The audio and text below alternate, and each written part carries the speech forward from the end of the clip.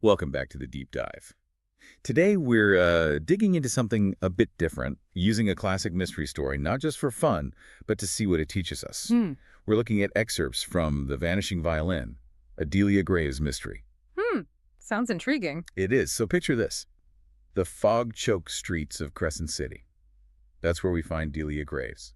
She's this renowned detective, but, well, she's known for being a bit peculiar. Peculiar how? The kind who solves the unsolvable. Exactly that. Yeah. But here's the really interesting part, the bit we want to focus on. Delia's assistant isn't, your typical Watson. Okay. It's a cat. A sleek black cat named Moriarty. A cat. Seriously. Yep. And this isn't just any cat. Emerald eyes that see everything, apparently. And this uncanny knack for showing up just when you least expect him, right where things are happening. Wow. People whispered he had 9 lives, maybe knew secrets from all of them. Okay, so that's a fascinating setup right there. It really speaks to how sometimes the key comes from, well, unexpected places or partners, like looking beyond the obvious. Exactly. It's about how different skills, different ways of seeing can fit together. Complementary intelligence, you could almost call it. Delia's logic. The cat's instincts. Senses. Yeah, his senses seem crucial. In this case, they tackle really highlights that need for a different approach. So what's the mystery? Right. The central problem. Yeah. A Stradivarius violin, centuries old, the star violinist's most prized thing. It vanishes. Vanishes from where? From the Crescendo Theater, a famous place.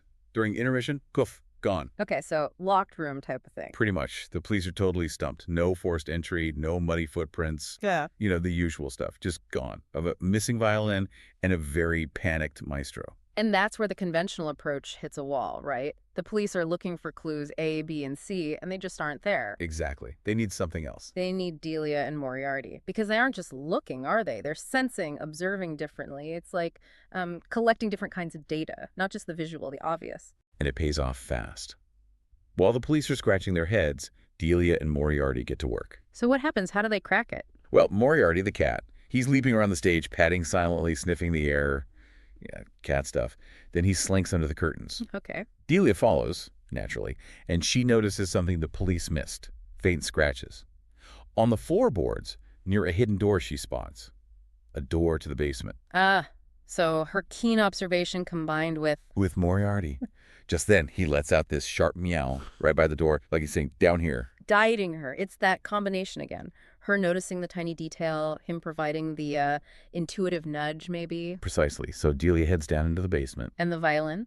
And there it is. Moriarty leads her right to this battered old trunk in a dusty corner. And inside, The Stradivarius. wrapped in a silk scarf, safe and sound, the aha moment, delivered by human observation and feline instinct working together. It's a fantastic illustration. It's not just synergy. It's like optimizing how you gather information.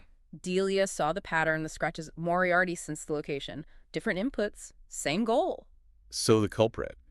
Turns out it was the theater's own stage manager. An inside job. Motive.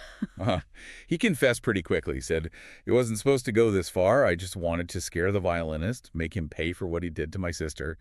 Classic revenge plot. Got a bit too far. And Delia's reaction. All perfectly Delia. She just deadpans. Next time, try writing a strongly worded letter. Perfect. But the story, it really does hammer home that point, doesn't it? About looking beyond the conventional, unconventional partnerships. Subtle clues. Absolutely. Things like faint scratches or where a cat decides to sit. Yeah. These seemingly tiny details can be everything. It prompts you to think, really, about where insight actually comes from. It's not always the big, obvious thing, is it? We need to broaden our idea of what counts as a clue or useful information. Definitely. So thinking about this deep dive into Delia and Moriarty, it leaves us with a question for you, listening. Yeah, what's the takeaway? What hidden details might you be missing in your own puzzles, whatever they are? And maybe more importantly, what unconventional partners or perspectives or even, dare I say, cat-like instincts? Metaphorically speaking, of course. Of course. That. What unexpected resources might help you finally spot them? Something to think about.